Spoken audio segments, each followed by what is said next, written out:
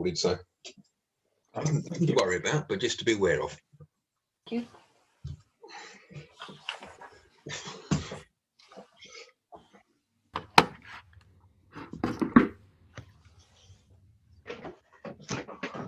Just put my jumper on so I can differentiate, well, you can differentiate me from the curtains. When we put these loud curtains up, Zoom wasn't even around, let alone imagine to be talking that way. So I think I have the same problem, Graham. yeah, that's right. Yes. Blend into the rug. I should really put some learning books up there, shouldn't I? But I think that'd be. Yes. Are we on gallery? Oh, hi, Heather. So presumably, Nicola, there's nobody in the green room. You let them in as they come in. Is that right? I am letting them in as they come in. Yeah, nobody's Okay, stuck good. in the green room. Okay. Hi, Richard. Apologies.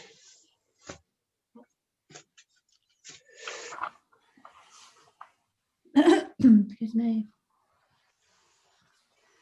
I see. It was worth waiting. There we are. See, good. Yeah. Yes, of course. Yes. Excellent. Good evening. Hello. Good evening. It's Hi, not true, Phil. Phil. I don't live down that lane. Sorry. It's all right. Whenever we always seem to bump into Phil and Rachel when we're out for a walk in Tive Lane, and they suggested perhaps we live down there on one occasion. So it was nice to prove that we don't. Right. Yes.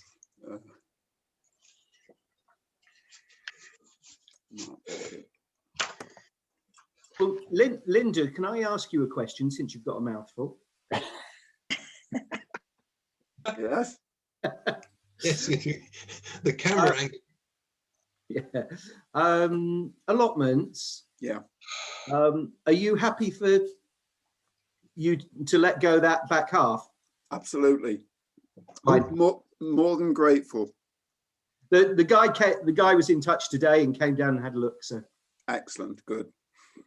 No, he seems very keen, which will be good to see. Hmm. So that's good news. Does that mean that the allotments are now full? Not close. Oh, good. Wow. Good. There is room for you, Graham. No, I was sacked. I was asked to leave the allotment many years ago for growing too many weeds. It still hurts. I got a phone call asking what I was going to do with all these weeds that were blowing seeds over everyone's patch. So are we going to have a turf war, excuse the pun, with the community garden? Yeah. Dear. I think there's room for both. Right. Right. What are we? Could I just say that I've had a message from Doreen Bates. She and Ian have been trying just to get in with difficulty. So I'm just contacting her to say that she wondered if it was the right link, but I'm saying it is. So I Okay. came in that way, but I'm just replying to her right now. Thank you. That's good. Yes, because we're expecting a report from Ian, aren't we? I believe. Okay, I've just replied to her.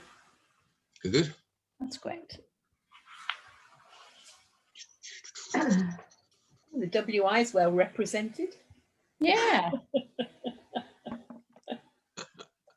can you tell? Is there sort of some secret sign somewhere, is there? Ah, yeah. Beware, we're taking over the world. Oh, yes, I know.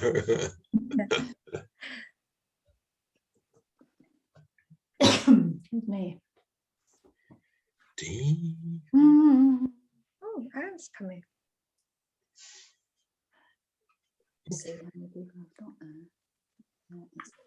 Oh.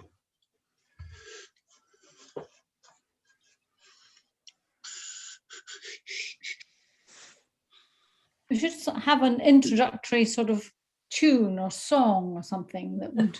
Do feel free to lead us, Anne. I don't think you'd appreciate that, really. You hum it, I'll clap. You know the piano on my foot. Somebody else has trouble. Leslie's having trouble getting in with the link. Oh, really? Yeah. Oh. Um, But you use the same link from the agenda, did you? I used the one that Nicola sent out earlier today to What, me. I by asked email? for that link, and that came in perfectly. That's the one I sent to everybody, in fact. Right. Yeah. Well, the security has increased since we first started using Zoom. Anybody could get on, but it's sort of increased a bit as the time's gone on. And all of you who are used to family Zoom quizzes, there's no quiz tonight, and also we're not limited on time because we have actually we bought the rights to this so we can be on for hours. So don't hope that after 40 minutes you're going to get booted out. So. Oh, there we go. Leslie's made it. Good. Leslie's here, is she? Yes. Yeah, she's just joining. Oh, There's okay, a grand. quick warm-up game that you can do, Graham, where you have to pretend to be an elephant and we have to guess what you are. Might it be an elephant? No,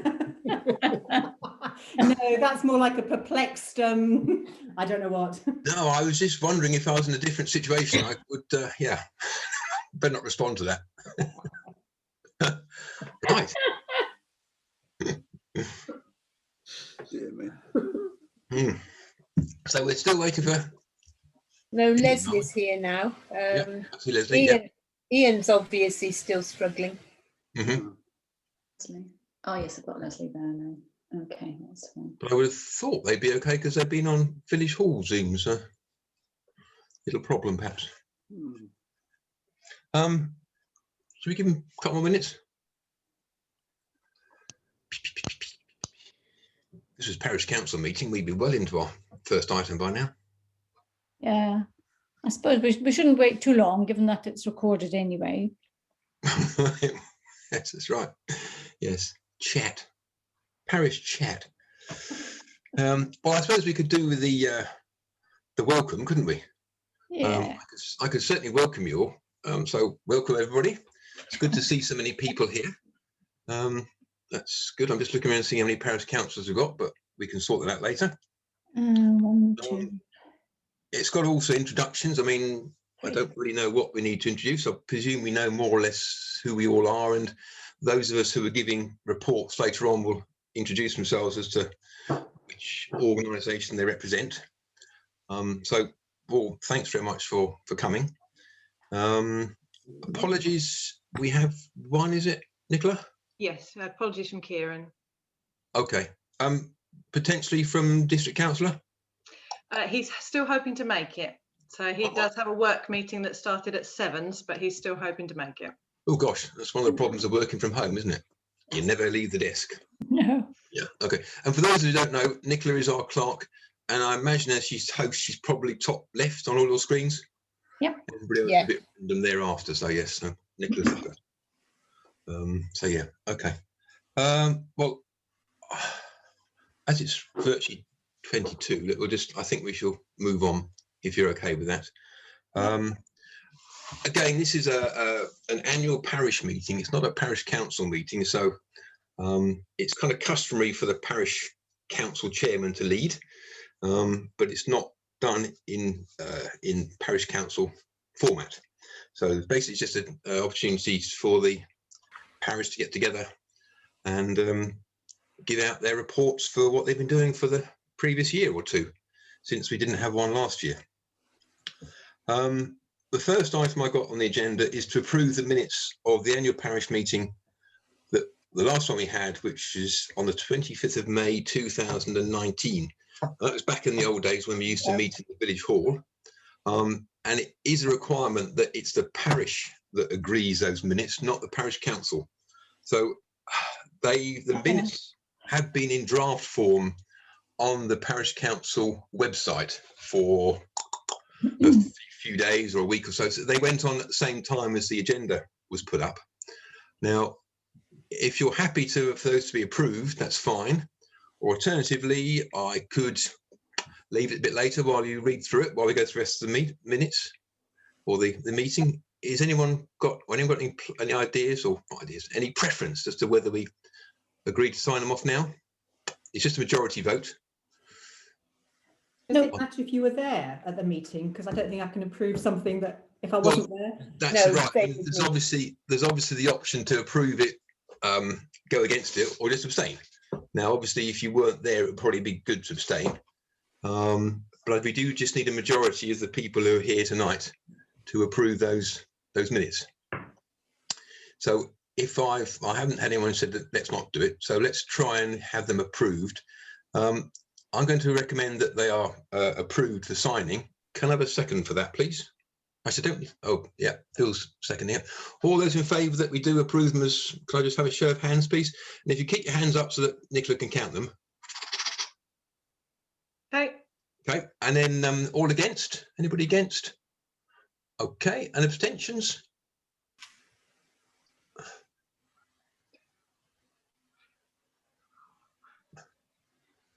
Hold your hands there. Fine. Okay, thank you. Fine. Okay, that's good. Well, that's obviously abstentions are neither for nor against. So we had enough for. So I shall sign those in due course. So thank you very much for that. Right. So we approve the minutes. Annual review of the parish council business. Now this is where the parish council chairman spiels on for a short while. So I shall spiel on for a short while. So first of all, the welcome's done. So welcome everybody. This report covers 2 council years, 2019, 2020 and 20 to 21. We would normally have had an annual meeting around May 2020, but recent circumstances obviously prevented occurring. So this report covers the salient points from May 2019 to date. Have to mention the word COVID has been the major event during that time. And as you might expect, it does feature in this report, but I'll try not to dwell on it unnecessarily. Since we last met in May 2019, 2 councillors have resigned from the council, but we were pleased to welcome 2 co-opted members. So I'm also pleased to report that the council continues to operate at full strength. Now, at this point, it's probably good if we could just see how many councillors are here. So we've got 1, myself, Ian's there, 1, 2, 3, 4, 5. We've got 5, is that right? 5, so it's quite a good show. So we've got 5 councillors here tonight. 6. 6. Yourself. Yeah, for those of you who haven't been to parish council meeting, I often get in trouble when I try and count the hands, so I leave this to Nicola, so I wouldn't do it. Okay, so that's good. Now, the details of the current serving councillors can be found on the village notice boards and on our website. They are updated to include the new co-opted members, so you can easily see who the new councillors are, or the full council. This leads nicely onto the website. Early in 2020, we were made aware that our existing website would be unlikely to comply with the 2018 accessibility regulations. Following much discussion and technical input, appropriate quotations were sought and the new website was completed in October 2020. The site is now accessible to a greater number of people, and I hope you find it helpful. Just to comment on accessibility, the overarching aim is that the website is accessible to all, regardless of disability. So, for instance, you can contrast the colours, the text size, and you can operate it from voice or from the keyboard without using a mouse. So it was quite a major change. There was an expense, but it's a good website, I think. On the subject of communication, he's got up 2 pages at a time. Council agreed to start a Facebook page in June 2019, which has been successful in alerting parishioners to news. The clerk also holds an email database for parishioners who would like to be contacted for PC-related news. And if you would like to be added to that list, please do advise Nicola. We are data protection aware, and we do have a policy about what we send out, and so you won't get pestered. Examples of recent emails that were sent out were obviously notification of this parish council meeting, this annual parish meeting. Sometimes we might send an email out for requests for volunteers, the survey, and various other things that are going on. So if you would like to be part of that direct communication list, then please do advise Nicola. Thank you very much for that. Moving down the page. Traffic through the village is probably the major concern for many parishioners, and the subject continues to occupy the council.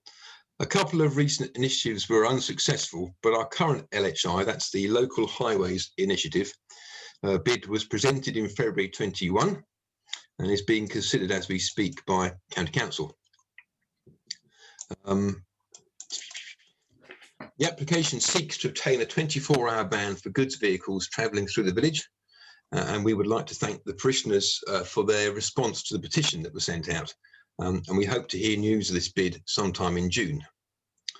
Although we've been unsuccessful to date, it's good to keep the subject to the fore, and this was proved when the PC was recently contacted by local radio to speak on that subject. I hope that many of you heard Peter putting our points across to a wider audience. The reason for the contact was that some communities are claiming to be worse off following the opening of the new A14 Southern Bypass, and Hilton is one of those communities. However, we are assured by Highways England that a traffic survey will be undertaken for traffic flow through the village once the full project is complete, which unfortunately includes the current works that are going on around the Huntingdon Bridge. So we won't be getting that survey yet, but we have been assured it is coming. It was also brought to council's attention that satellite navigation systems can direct traffic from towns and villages north of us through the village to access the A1 South and to access the A14 West.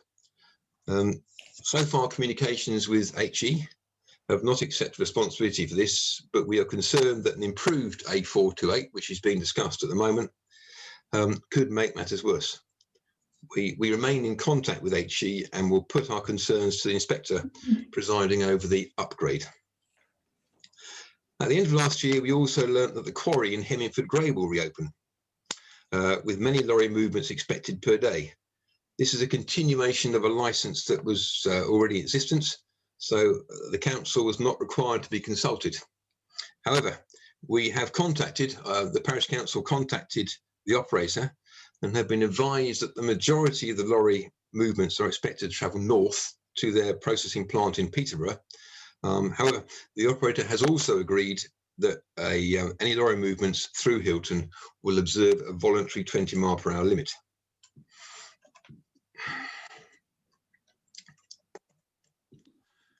Next page. One of the problems with this system is you have to be very good with your two screens. As expected, it's not possible to write this report without reference to the effects of COVID. I'm afraid this page is that page. Our last public meeting was a planning meeting in late March. Good to see the Nortons here because we were talking about their planning issue. In late March, held Methodist Church, where we dutifully sat 2 meters apart. A week later, all such meetings were prohibited. We would normally have met early in April, but that meeting was postponed and we had our first virtual meeting on 23rd of April. Virtual PSC meetings have become the norm, and I think the council has adapted well to the change. Apart from the delay to the April meeting, council has continued to meet, including planning meetings, with the same regularity that would normally be expected. Agendas continue to be posted in advance, and connection details for the Zoom meetings are advised on the agenda. Parishioners are welcome to join us, and there is an open session at the beginning of each meeting for parishioner comments on the agenda items. From May the 7th of this year, the current regulations that permit virtual meetings are going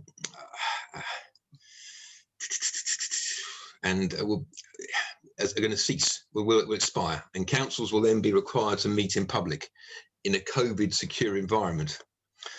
Council's concerned by this early move to public meetings and has agreed measures to limit such meetings in the near future. So forthcoming meetings have been brought forward to increase the time period before council is required to meet. The parish, for instance, the APM, the annual parish meeting that we're having tonight, is normally in May, so we brought that meeting forward. And the May Parish Council meeting is going to be on Tuesday the 4th of May, before the 7th of May expiry date. So that's the couple of meetings that we brought forward. And it's unclear when the council will next meet after that date. So that's quite an important issue there as far as parish council procedures go.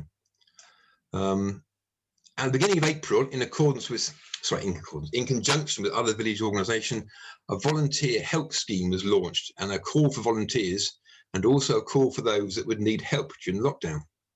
We were rather in uncharted waters here with the scheme, but despite that, a most impressive number of volunteers responded, a total of 76, which far exceeded those in need. Coordinated by Nicola, it's known that 20 parishioners were helped by the scheme, but personally I also think that the thought that help was available if they needed it would have been a comfort to many. So I think that probably more than the 20 were actually helped by that scheme. Yeah.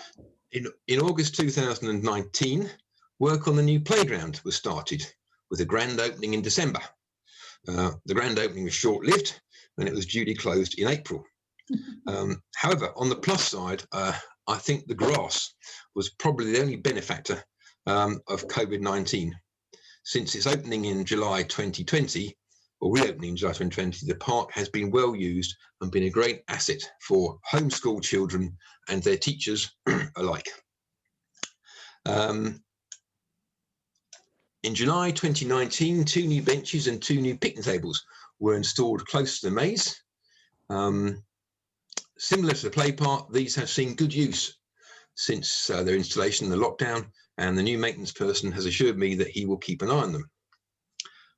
Just a quick reference here for events that suffered at the hands of COVID.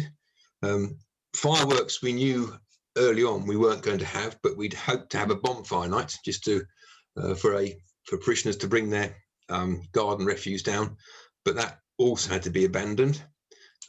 We'd also planned a litter pick for the 4th of April. That's still very much on the radar, but obviously it's a difficult one to arrange at the current time. We also planned to plant a copse of 10 new trees at the top of Rags Row on the part of the green there. Difficulty in buying the trees and sorting out the volunteer work to dig them in has meant that's probably going to be delayed till next year, because obviously this is not the right time of year to plant trees. And general volunteer work has been difficult because obviously we have to be careful about social distancing. Just moving on to the council. The council is about to start its 4th year of a 4-year tenure. So elections are expected in May 2022. I would suggest that for anyone interested in becoming a councillor, and why not, virtual meetings are a good way to discover how the council works from the comfort of your home before deciding to take the plunge. The council meets 10 times during the year, normally on the first Monday of each month, and additional meetings happen as required. Regrettably, it's a difficult job to undertake without a degree of IT skill. And I do say degree of rather than degree in IT skills, but most cope, some do tend to struggle a little bit.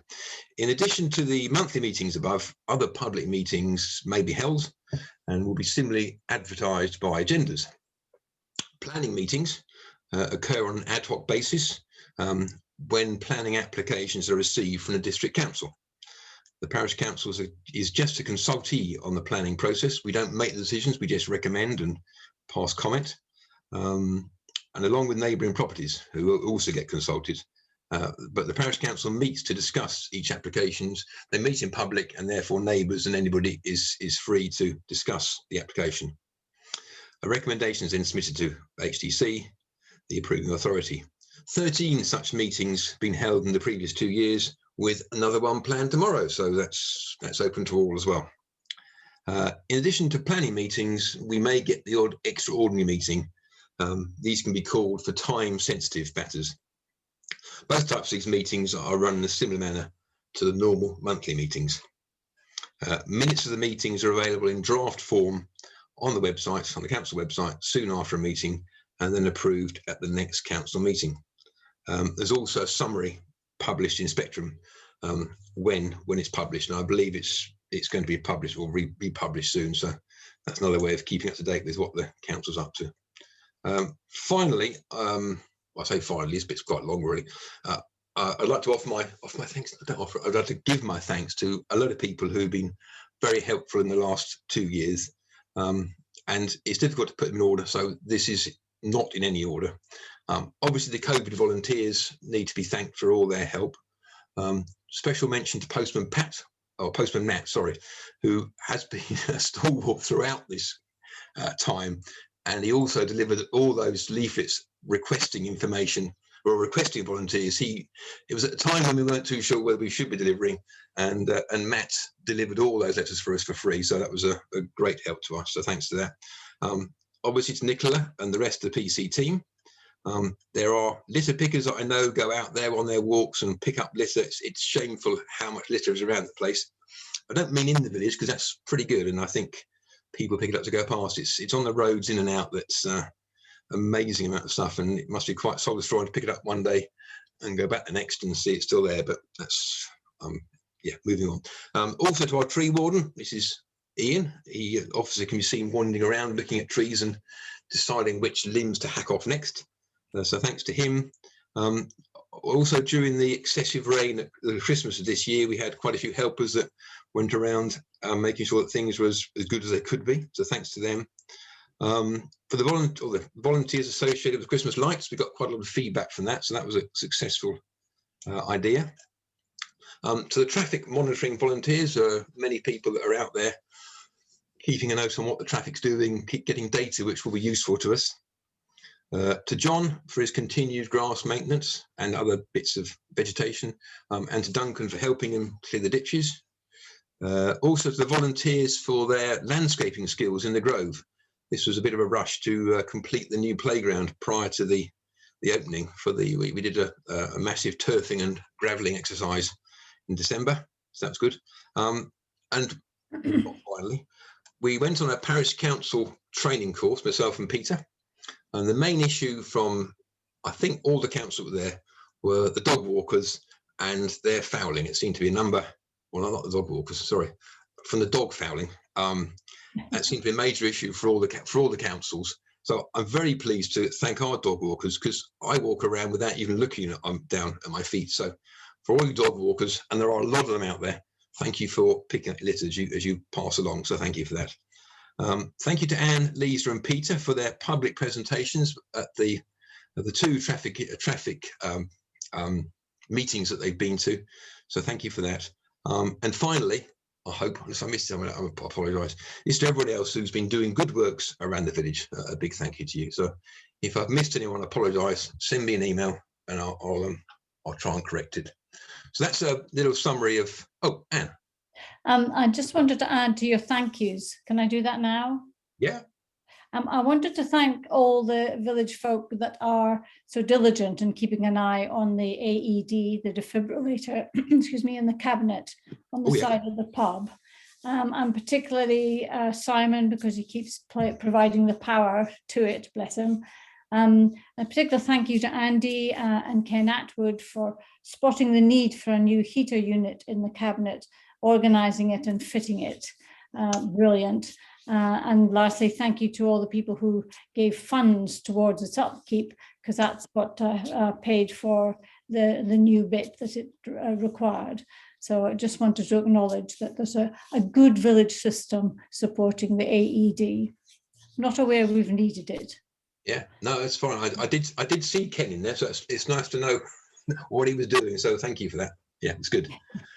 Okay, Parish Council financial report now. Now, Nicola not only is our clerk, she's also our responsible financial officer. So sit back and be excited by lots of numbers, please. Nicola, over to you. Thank you. Okay, I'm going to share my screen for you. I will put these numbers all on the website as well. But obviously, we've got 2 financial years to look at, so hold on to your hats. So it's just to give you the balance sheet to show the net balances that the council has. Obviously, the end of the financial year 2021 hasn't actually happened yet because it's the 31st of March. but all being well, these numbers shouldn't move too much because I'm not expecting anything to come in or go out in the next week. So I'm going to just move straight on to the management accounts. So sorry, this is a little small. So you can see here, you've got the management accounts covering the last 4 years. So I'd normally only show you 3, but as we're covering a bumper year, I've given you all 4. So for the financial year ending 31st of March 2020, so that's the 1920 financial year, the largest item of expenditure was the new playground. Though the actual cost to the Parish Council was actually just over £3,000 with the grant that was received and the kind donations. So it was a pretty cheap playground for what we've now got. So a big thanks go to those people that donated towards that. The income from the fireworks and bonfire night this year was slightly lower than in previous years due to the wet weather that we had. It was a particularly horrible night to be serving on the Feast Week bar, but we still had quite a good turnout, which meant that together with the allocation from the Hutton Fund, the event was actually still profitable. So in this financial year, the council spent £5,185 on tree work. This actually included the tree work that was carried out late in the 18-19 financial year due to the wet weather, plus the invoices from 2 of the 3 contractors from the 19-20 financial year, which is why that expenditure is so high. If you look at the previous year's expenditure there under green open spaces, you'll see it was only £810. So what you've actually got there is 2 years worth of expenditure in one. Quite a large amount of £1,087 was spent on office supplies. This included the purchase of a new laptop for the clerk and also a copy of the new edition, the latest edition of the book called Local Council Administration, which is this bad boy. It's known as the Clerk's Bible because it has everything in it a clerk needs to do her job. Or his job.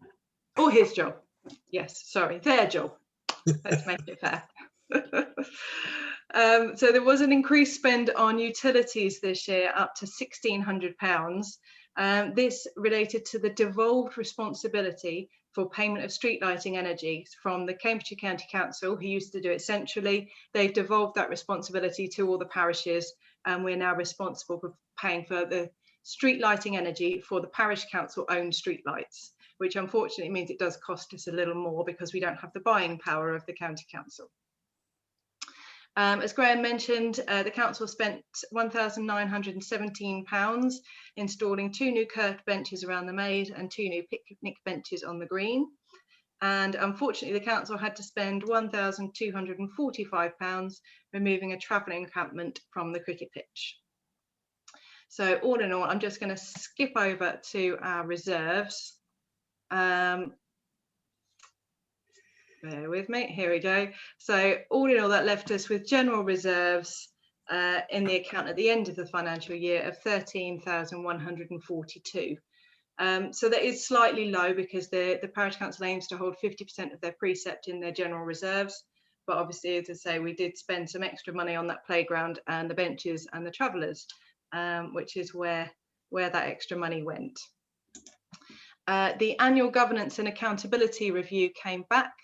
And we got no what they call except for matters, which is where the external auditor points out that they think this audit is okay, except for these things that they got wrong. So that was quite a nice tick in the box to say that we had no except for matters raised. So moving on now to the financial year ending 31st of March 2021. As I say, we haven't quite ended this financial year, so there might be a change to these figures, and obviously these accounts haven't been audited. So during this financial year, obviously there was no fireworks event, so there's no income from that, and unfortunately our bank, Unity Trust Bank, have reduced the interest rate on our deposit account to 0 due to the reduction of the Bank of England base rate. Obviously they've passed that forward. We did receive quite a nice surprise a couple of months ago for £3,314, which was a payment received from Cambridgeshire County Council due to a credit on the account that they hold for Hilton Parish Council for street lighting energy payments. It appears that the payments that Hilton Parish Council have made to the County Council for the last 3 years worth of energy, the street lighting in Hilton wasn't on the County Council's inventory, which means that the County Council haven't actually paid these electricity bills. So this money was just sitting in credit on their account. So they've now made that decision to refund the amounts paid back to Hilton Parish Council so that they can clear down all of these accounts that they no longer need. You'll note that the salary cost for the clerk has increased to 8,731. Hilton Parish Council reviewed the clerk's salary in accordance with the Society of Local Council Clerks guidelines and found that the salary needed to be amended. So they're now paying in accordance with the SLCC guidelines and the National Joint Council's pay scale. The clerk has also worked several hours overtime each month, and so last month at the council meeting, the council resolved to increase the clerk's hours from 10 to 12 per week.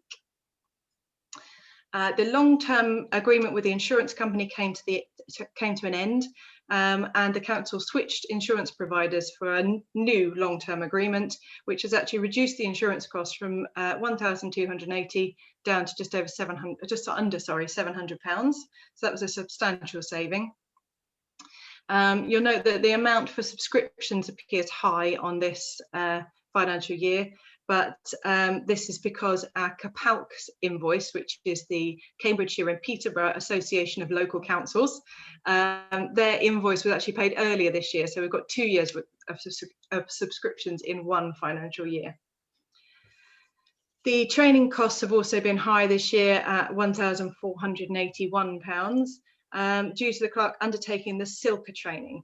So this is the Certificate in Local Council Administration, which is the industry-specific foundation qualification for clerks.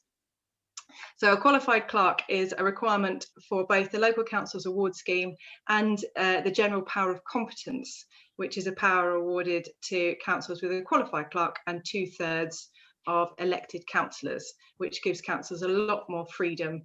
They're not restricted to specific powers that's available in other legislation. You'll note the audit costs are slightly higher this year at £600, and that's because in the previous financial year we exceeded that £100,000 threshold on our income and expenditure, which put us up 2 cost brackets. The council paid for £240 to replace the street lighting lantern in Westbrook as it was irreparable. And as Graham mentioned, the council also commissioned a new website to comply with those accessibility regulations, which cost £880, and that covered the initial setup of the website and the first year of its maintenance. Again, unfortunately, the council had to spend £240 removing travellers from the wilderness. And for the first time, the council spent £177 putting Christmas lights on the pavilion, which were very kindly installed by volunteers. So the reserves figure hasn't been agreed by the council yet. The Finance Committee will be meeting early next month to agree those. But if all agreed expenditure is earmarked in a reserve, the general reserve figure should be just under 16,500, which is slightly higher than the agreed 50% of precept, but also corrects that overspend of the previous financial year. Just to touch on the 21-22 financial year briefly, the Parish Council have resolved to keep the precept amount the same at 30,600. You may have noticed on your council tax bill that it's showing as a 1.1% increase for the precept in Hilton. This is due to the fact that the District Council have reduced our tax base from 455 to 450. Now, the tax base isn't the number of houses, it is the equivalent number of Band D properties that pay council tax. So it's quite a complicated calculation to work out this equivalent number of properties, because it also takes into account homeowners that are in receipt of council tax support for the single person supplement. So this year, unfortunately, there's been an increase in properties in Hilton that are in receipt of council tax support, which means that they've come out of the tax base and so everyone has to pay that little bit more to cover the same amount of precept. Does anyone have any questions on the finances? I was just going to Nicola, will these be on the website at some point? Yes, yeah, I'll upload them all to the website. Because there's a lot of numbers to take in there, but we would normally put them up, wouldn't we, so people can peruse them at their leisure. Obviously, if you do have any questions when you're perusing them at your leisure, do feel free to email me with any questions, and I'll happily answer them. Brilliant. Okay. Well, thank you very much for that. May I just ask one question? Of course, Leslie. You've got on there bus shelter, £35. What expense is that for? That was for asbestos testing that was carried out last week. Okay. I haven't had the results of the asbestos test through yet, but that was for a sample to be taken to be tested from the roof. Thank you.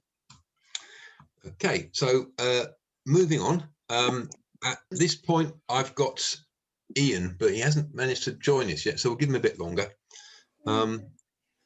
So I'm also, again, we haven't had HTC. David Mead is not with us at the moment, so can I suggest we go on to Hilton Town Trust? Phil, are you okay to unmute yourself and give us a chat on the Town Trust, please? Sure. No problem. Well, I'm pretty sure everyone on here has heard much of this spiel before, so we'll cut it nice and short.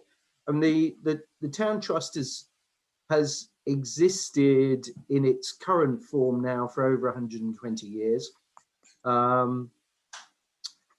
benefiting from land and assets that have been endowed over the years. That generates an income which is then distributed. There are actually two charities, one that holds those assets, and then from there, the revenue that's generated is then distributed 50% to the church for work on the buildings and 50% to the town charity. And it's from the town charity then that awards are made for the general good of the village of Hilton. And the requirements on the trustees are no more than that. The trustees, the trustees for the charity, it's chaired by Reverend David Busk. There are two trustees appointed by the Parish Council, and two appointed by the church, traditionally the church wardens. So at the moment, Brian Ward and Rachel Lawton are the Parish Council trustees, and Nick Sarkis and Rachel Wood are the church trustees. Now, just commenting on the town charity, so the money that's been distributed, and in the same way, this will cover the 2-year period, as we've already heard from Graham.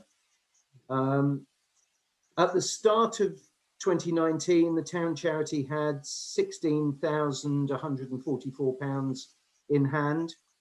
This report will be available afterwards and be with the minutes. In both 2019 and 2020, the income from the estate charity was £5,000 in each year. There was also interest of £152, and the World War I event, which the trust supported, actually returned a surplus on that activity, which they then returned to us. That was £153. And then the projects that were supported over those 2 years, you've heard many of them already. The playground refurbishment received £2,500. Village Hall brickwork refurbishment had £1,000. The speed indicator device and recorder, there was an award of £800 for that. The WI had £500. towards IT.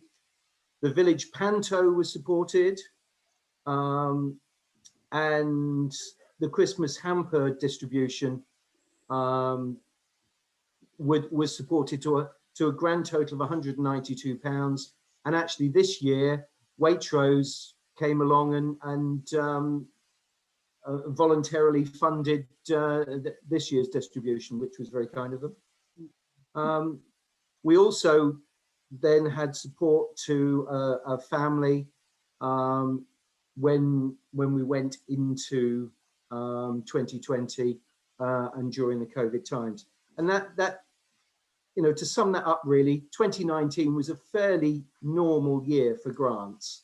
You look at the sort of projects that went through. Going into 2020, when the pandemic happened, the Town Trust joined with the Parish Council and the WI and others just to offer support to the village as far as possible. In the case of the Town Trust, it was having funds available to help anyone that might need it. The uptake on that was actually very limited, which I'm hoping is good news, that people within the village are doing okay. I'd rather it was that than messages weren't getting across that there are funds available for those in need. But those funds are still available and always available. So if anyone comes across anybody that needs any particular support, then we're always keen to hear about that and see if we can support in some way. We've certainly done more support to families in 2021 already. So that's just where we are. In general, 2021 will be much more about aiding recovery. The charities allocated funds to support the Feast Week Committee with their feasibility plans to hold some sort of Feast Week this year, restrictions allowing. Other than that, you know, the trustees are always open for proposals from villagers or groups, either for individual needs or for community projects. And it's merely a matter of contacting any of the trustees or myself, and the contact details are all in Spectrum and on all the notice boards. That's it, unless anyone's got any questions. Thank you. It's great. Thanks very much. Again, the order of reports is totally random. So, Sue, are you happy to do a report on the WI? Yeah. Can you hear me okay? Yeah. Fine. Well, I'm afraid mine isn't on the computer. Mine's hard copy, so it's much easier to read. All right. So, as president of Hilton Women's Institute, I really appreciate the opportunity to report back on what we've been doing through this past year. A year when sadly our planned outings and our regular monthly meetings in the village hall were cancelled, but we did our best to carry on regardless. Many of our members, those who were active in the village WI way back in the 1980s and the 90s, for example, have now well past their 70th birthdays. And so lockdown hit very hard and very fast as we were all ordered to stay home and stay safe. In addition, quite a few members live on their own, and often their extended families live too far away to offer practical assistance. So on that very first day of lockdown, we started to send out a daily email, and that continued every day for 10 weeks. We let our members know which local shops were open, which would deliver, how to get prescriptions, etc. And above all, tried to offer reassurance that no one was alone. We were in this together. All of our 60 members are on email, albeit not frequently. So we decided to use lockdown as a way of getting to know more about each other. And by early April, 3 of our committee, Pam, Pauline and Margaret, were already editing and sending out a weekly newsletter filled with contributions from our members. Stories of events in their lives, poems, jokes, photos, and surprisingly, we found that husbands and friends were contributing as well. In total, we've had items from over 65 different people in our newsletters. The newsletter was great to look forward to each week. And just before Christmas, we produced a softback A4 printed edition of our Hilton in Lockdown newsletters, which will be in our families for posterity. We sold 50 copies then, but the newsletter continues. It's sent out fortnightly, and we may yet produce another book.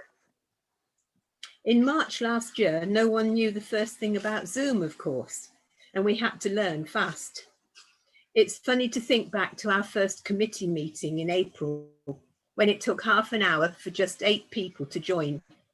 Now we're all there ready and waiting right at the start of meetings, ready to come up with new ideas to keep our members involved. We've continued to adapt to the changing restrictions. All our committee and monthly members meetings are held on Zoom. And although that doesn't appeal to everyone, I'm delighted that we now usually have 25 or more members joining in monthly. We've had several quizzes and we have virtual speakers. For example, we've had a talk from a sight-impaired person on behalf of the Guide Dogs Association, one about the archaeology of local roads, and recently members donated over £400 after hearing about Operation Smile, enough to fund 2 operations on cleft palate. During the brief summer break from lockdown, small groups of members took a picnic lunch to the village green each week. We held a socially distanced treasure trail, and we managed to squeeze in our annual summer buffet by bringing our own food. Then in late autumn, as the days shortened, we started a weekly tea time chat with a themed topic. That'll continue until we can get back to meeting in person again.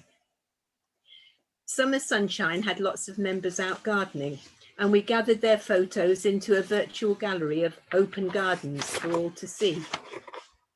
At Christmas, committee members delivered a goodie bag and a pot of daffodil bulbs to every WI member, and we'll be doing the same again at Easter. Our monthly craft group, book club, drawing group, they all moved to WhatsApp, and members keep in touch with others that are making and painting, and we share comments about the book of the month, as well as sharing humorous memes, I believe they're called. Last year marked 100 years since Hilton WI joined the Huntingdon Federation. We're presently creating and sewing a colourful new tablecloth to mark the occasion, and we hope it'll be on show for our first meeting back in the village hall.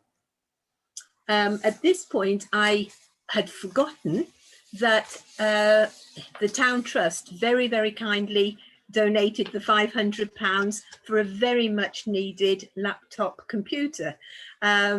We had been struggling for some time, and you can tell that the emails that were going out and the newsletters that were being created, they were all dependent on a very old computer, which was extremely slow and very, very challenging to our secretary, who's sitting there smiling at me right now and thinking that was an absolute nightmare.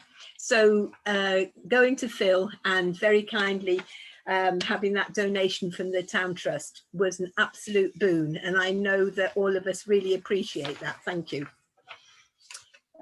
We supported the National Climate Coalition Show the Love campaign in February by hanging green hearts around the village and creating a display of information at the sports pavilion. In the early months of lockdown, when there was PPE shortage, several members joined in making scrubs for local GPs and hospitals. Some have knitted for people with dementia and also for premature babies. So as you can hear, we've kept very busy. We've adapted and done the best we can to keep in touch with members while conforming to lockdown and social distancing rules. Now, the National Federation have given all WIs the flexibility to reduce our own share of the annual membership fee.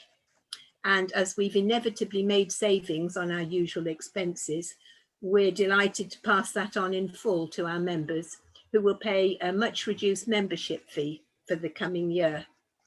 So I want to thank the committee for all their support throughout the past year. We're still planning ahead, adjusting the plans each month as lockdown continues and varies. but we all know that we'll eventually be meeting back in the village hall, able to see each other again in person, and hopefully welcoming new members to our wonderful WI. So thank you for that. Okay. Great. Thank you very much. Gosh, you have been busy, haven't you? Oh, Linda wants to. Ian, far away. We've been very busy. Yeah. Sorry, questions. So you used at the beginning of your little address there, you used the word we for daily emails and all the communication and everything you've done. And certainly I know that it's been the collective who've done a lot of work. Particular mention to Pauline and Margaret, but I know that 90% of what has happened has been down to you. And thank you very much. I wouldn't say that, Well Ian, done. but thank you. Certainly not 90%. No. Absolutely not. And But a lot. we couldn't have done it without everybody's support. I needed people to depend on, and they've been absolute trumps. But you did exceptionally well. Yeah, I'm proud of what we've done, Ian. I really am. Yeah. Good. Yeah, that's great. Good, thank you. Okay, now next item I got on the agenda is a report from the village hall. Would normally been given by the chairman, Liz Bush, but I believe a written report's been handed in. And Nicola, are you going to read it? Yes, I'm just going to read it out on Liz's behalf. Thank you. So the last year has had its challenges for the Village Hall Committee, as it has for all of us. The Village Hall had to close its doors in March 2020 due to COVID restrictions and remains closed currently with the hope of a phased opening in May this year. Over the year, the committee have continued to maintain the upkeep of the Village Hall by checking in on a weekly basis to ensure no major issues occurring with the building and or its services, maintaining the grass cutting and hedges, providing the hanging baskets as usual over the summer, collaborating with the Parish Council to light up our central village buildings for Christmas with a large Christmas tree and lights outside the hall, something I'm sure will become an annual event from now on. We have kept in contact with our regular hirers, although information is constantly changing and each group has different requirements. As with all charities, conventional fundraising has not been feasible over the year, but the Village Hall Committee have ensured that, where possible, we have applied for and been successful in receiving grant funding support for the general upkeep and running of our public building. We were also successful in our submission for a Communities Capital Fund grant for a sound system for the Village Hall and are completing the final stages of installation, something that's been on our wish list for a number of years and for which we were already actively fundraising. We hope that this will be a fantastic resource for the village and for many of our hirers. We look forward to opening our doors and welcoming you back in the very near future. Wow. You're muted, Graham. I know, I was giving you a chance to absorb what you were saying. I do hope there's no questions on that one because I know Leslie could help us and maybe Pauline. Thank you for that. That's good. The next one I've got here is the new community garden. So I believe, Heather, this is your bag? No? You're shaking your head. It's actually me who's going to present this. Aileen. Yeah, sure. Thank you. So no problem. So I'm delighted to present this first report from the Hilton Community Garden Group, which is leading a new and exciting venture for our village. Mindful as we all are of the importance of good physical and mental health, especially in the current climate, we are very keen to find ways to support these crucial issues, especially for the most vulnerable in our community. So our vision is to create, as our name suggests, a community garden for all residents of Hilton to enjoy. We hope to create a multifaceted area comprising sections for growing produce to share, encouraging wildlife, and enjoying relaxation and quiet contemplation. And it's our hope that we can bring together people of all ages to share expertise, to enjoy working together in the fresh air, be able to relax in tranquil surroundings, and especially in the case of our younger members, participate in valuable hands-on learning experiences.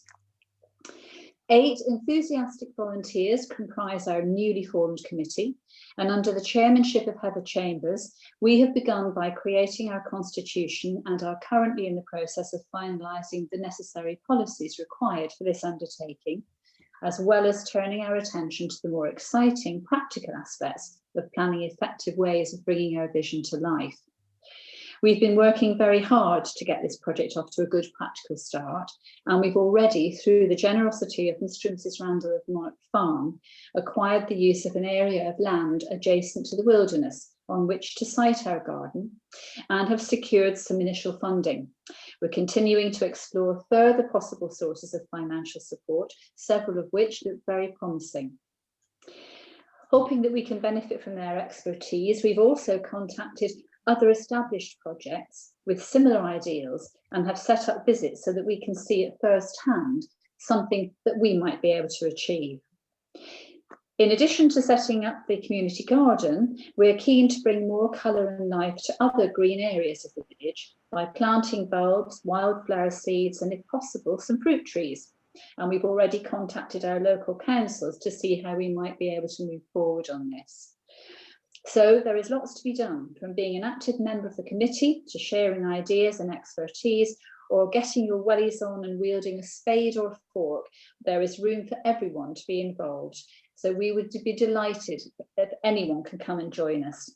If you'd like to find out more, please visit the village Facebook page, or contact any member of the committee. So that's Heather Chambers, Sandy Monk, myself, Sue Clark, Pauline Reynolds, Malcolm Lynn, Helen Atwood, and Heather Woods. So there we go. Thank you. Right. Okay. Fine. Any questions? Well, I mean, we do have a questions sort of session at the end, so that'd be fine. Thank you very much. Which kind of brings us neatly, because you mentioned about the village website, brings us on to the community Facebook. I presume you were referring to. Yes, I was. Yeah. Excellent. That's good, because that's nice. That flows in nicely. So the next item I've got here is a report or an update on the community Facebook page by, I presume it's Peter rather than Georgia. Yes, yes, it is me.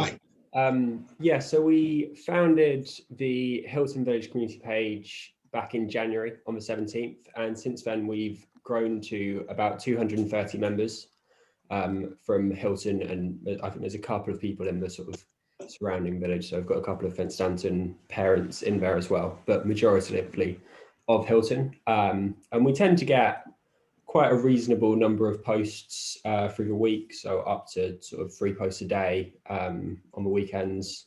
And it's been used for a lot of things such as buying and selling goods, just communicating what's going on in the village, finding lost horses, which was an entertaining highlight on one weekend. And it was just founded essentially out of a desire to have a page that the community could interact with, as we can't go to large gatherings. It sort of provided something that we felt there was a bit of a need for.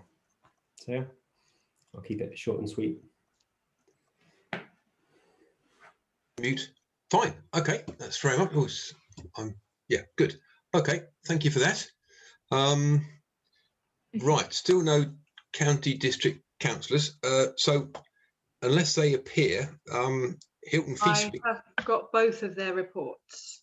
Oh, okay. Well, this is now your session, because I've got you down for Feast Week as well. So if you want to read those two out, and yourself, we'll settle down with a cuppa. Thank you. Okay, so the County Council report, annual report for 2020 to 21. So this is a report from Councillor Ian Bates. Most of you are aware that from almost the beginning of 2020, the year has been extremely difficult for individuals, families and communities. During this difficult time, Cambridgeshire County Council, working alongside Huntingdonshire District Council, have continued to support vulnerable individuals with their educational needs, for example, for parents working from home and having to school their child at home. Also, County Council staff have been redeployed out to assist with COVID-19 inquiries and call centres, and in my own area, this has resulted in 80 transport staff being redeployed. Over this period, all meetings for County Council staff, along with councillors, have been carried out virtually by Zoom, etc. Personally, this required a very intense learning curve for me, my longest Zoom meeting being from 9 o'clock in the morning to 6:30 in the evening, but we did have a few mini breaks. I very much believe this will continue as we emerge slowly from lockdown. I am predicting that people will not travel regularly into work as they once did, but to occasionally work from home if they are able. Regular updates have regularly been held via virtual meetings by the Chief Executive of the Council, also most importantly from the Director of Public Health, who provided regular up-to-date vital information for us all. Now this information is able to carry the good news of the increasing numbers of people receiving their first vaccination, with many also having their second, these numbers continuing to rise. Also, there have been regular updates provided by general purposes, adult services, children and young people, commercial and investments, communities and partnerships, environment and sustainability, health and highways and transport, which I chair. We have continued with our full council meetings, in fact 6 times over this period, with all meetings being recorded and can now be viewed on the County Council website, which also provides access to all reports, minutes, etc. A special thanks must go to our local community neighbours who have been involved in time banks and community hubs, along with the many individual volunteer residents giving time to support neighbours in any way they are able. Just a reminder, Cambridgeshire is the fastest growing county in the country, which brings with it many challenges. To give an example, Alconbury Weald will have 1 secondary school, 3 primaries, 1 special school, along with associated other facilities. There are 2 other sites of similar size, that's Northstowe, which you can note from any guided bus journey, and Waterbeach. I'm sure many of you will be aware there was quite a bit of rain falling out of the skies during the Christmas period. This naturally caused flooding in places as the water tables were already full and could take no more. There are many agencies involved in this type of issue. That's the Environment Agency, Anglian Water, middle levels, internal drainage boards, district councils, along with the county. With regard to our finances, there has been much discussion over the last year regarding budgets, particularly in relation to adult social care. We have received central government monies to support our programme. At County Council full council meeting held on 9th of February, a balanced budget was set, with the most significant increase being for highways maintenance. This allocated an extra £20 million for footpath maintenance. Yes, a huge amount. This amount to be spread over the period 2021 to 2026. Further monies were also allocated for gully clearing and verge maintenance. Remember, the upcoming County Council elections in May, for which I will not be seeking re-election, having decided to retire after my 20 years as your County Councillor. This followed from a 20-year involvement with the Huntingdonshire District Council, the 2 council positions overlapping. I began my long local government career on Hilton Parish Council, being chairman for many years. Great. Okay. Thank you. That's from Ian. That's from Ian. Moving swiftly on to David Mead. Is it Meads or Mead? Mead, singular. So David Mead is our district councillor at Huntingdonshire District Council. 2021 has obviously been a very difficult year for many people. I can't believe it's been 12 months since the first lockdown. At that time, the District Council set up a hub to support those in need. Working with volunteers, community groups and parish councils, it was possible to provide informal support for those that needed it. It was quite amazing to see so many people working together. The District Council had to try and ensure that as many of the services it provided continued to be delivered without disruption. All the staff that could work from home did, whilst trying to ensure that services were maintained. It is notable that Huntingdonshire was one of only 5% of all councils that continued to deliver a full waste, street cleaning and operations service at the beginning and throughout the pandemic. The District Council helped to facilitate the distribution of government grants to local businesses. I have direct knowledge of this and spent a significant amount of time explaining to local business how they should apply for these grants and notifying them when new ones became available. The District Council have so far distributed over £45 million of grants to local businesses. There is still more to do on this as the country begins to reopen. The District Council will need to continue this role in the future, as well as having to invest and make improvements to support the retention and expansion of existing businesses in the area. In particular, we need to work closely with existing business that serve the smaller communities such as Hilton to make sure that they have what they need to reopen and remain open. I do know that from speaking with residents of both Hilton and Fenstanton, that engaging with staff at the District Council can sometimes be difficult. I know that from my own discussion with residents on all sorts of matters, including planning, waste collection, housing, trees and licensing. However, the staff at Huntingdon District Council have put in a huge amount of work over these very difficult times. I would simply ask that this is acknowledged, and I will help to move things along if needed. I would ask residents to continue to contact me if they have issues regarding the services that are delivered by Huntingdonshire District Council, and I will try to do my best to resolve them. As stated above, I have worked with various residents over the last 3 years regarding various issues and will continue to do so throughout the next year. I will finish by wishing everyone the very best as we move forward locally and nationally. I think we are now starting to move forward, and I am hoping that we will start to see a return to normality shortly. Fine. Okay. Thank you very much. That's from District Councillor. Now you can take your clerk hat off and put your Feast Week chairman or chairman's hat on. Yes. Thank you. We did establish that chairman is a gender neutral term in law. I sometimes feel that, yes. So from a Feast Week point of view, so this is just me talking as me this time, on behalf of our fabulous committee, we are very much hoping that we will be able to pull off a Feast Week for you this year. Obviously, it is regulations permitting. We need to get to that magical stage 4 before we can go ahead. But we are starting to pull the pieces together to start to plan out for that Feast Week. So just dates for your diary. Don't go on holiday from the 25th of July to the 31st of July, because those are going to be our Feast Week dates this year. We have been informed now that the ball won't be running, but as I say, hopefully Feast Week will be there. Our biggest concern, obviously, is the fact that we haven't managed to do much fundraising or much at all. Obviously, we still have our wonderful 200 club running. So if you want to be in it, you might have a chance of winning it. Peter has had at least 2 checks off us this year. So yeah, you need to join the 200 club and see if you can beat Peter. As Phil mentioned, the Town Trust have very kindly agreed to underwrite Feast Week this year and just give the Feast Week Committee that confidence that we will be able to move forward and put an event on. It might not be the full Feast Week event, depending on how we're doing funding wise. Unfortunately, some of the major costs for us have increased this year. So it is all funding permitting, but we are looking forward to being able to run a Feast Week for you. And just for those of you that are interested, the theme will carry forward from last year. So our Feast Week theme is All at Sea. We ran a lovely competition just before lockdown for a child to design our front cover for our programme. So the winner of that competition will still have her picture on the front of the programme. So as I say, All at Sea. And hopefully we'll see you all there. Great, thank you very much.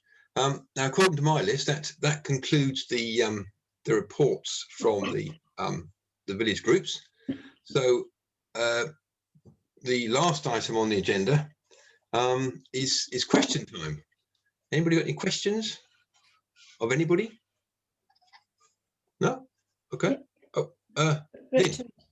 Oh, sorry. Anne, were you? Sorry, I had to unmute myself, Graham. Yes, sorry, Lynn.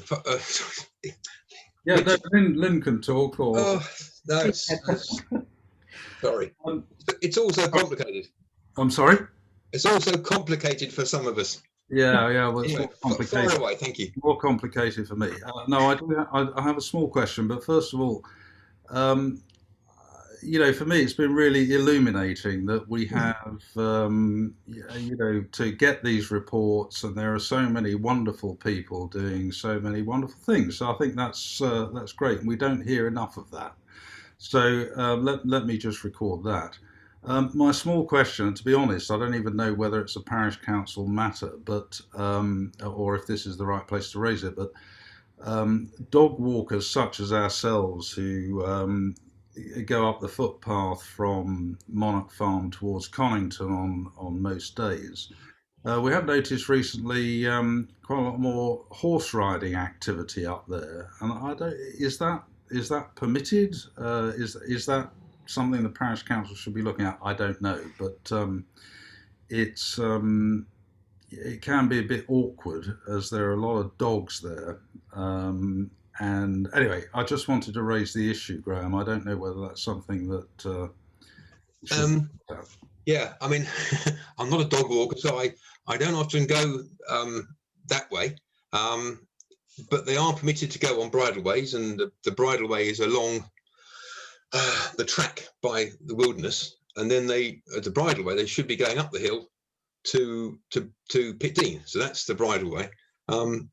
Now we have noticed a lot more horse activity across the green, which is not permitted. We're pretty sure we know who the culprits are. We have spoken to them on many occasions. They don't seem to be too concerned or willing to listen. So despite repeated sort of comments that what they're doing is not permitted, we are doing the best we can. So the next stage, there will probably be lots of little notices appear. It's also for the benefit of, well, it's primarily for the riders, but it's also to assure parishioners that we are aware and that we're doing something as best we can. It's a difficult one. We are aware of it, but I must admit, obviously, I can't see, I can see the green, and I'm very privileged to do that. I know, so I see what happens on the green, and I know they ride on the green. I wasn't aware they were going on the footpath towards Connington's. That's further concern. As you say, if you're walking and you're with dogs, it's not a good mix. So yes, they need to stick to the bridleway. So thanks for bringing that to our attention. Okay, anybody else got any questions? Sorry, Graham, can I just respond to Richard there? Please. Yeah. The rights of way are the responsibility of the county council. They actually have a designated rights of way officer. You can report a highways fault on their website, and you can link that to a right of way. But that would be a way to alert Zaria to the fact that there's an issue. Okay, thanks. And we also can do that. Anybody can do that. Anybody can do that. Yeah. Okay. That's county council website. Yes. Right. Okay. Well, thanks, sir. Okay. Well, no questions. No more questions. That's great. I was actually going to. Richard's taken from us. I too have learned an awful lot. I hadn't appreciated all the groups that are going on. It has been a most enjoyable evening. Actually, I've learned quite a lot, and it's almost more enjoyable sitting here rather than actually in the village hall. You can sort of you see people better. And so I would like to thank you all for turning up, presenting your reports, listening diligently, and despite me saying it's actually a nice way to meet, hopefully we'll meet this time next year in the village hall. So from myself and the Parish Council, thank you very much, and see you soon. Thank you. Thanks, everybody. Bye. Yeah. Thank you. Thank you. Bye. Bye. Bye. Bye. Bye-bye.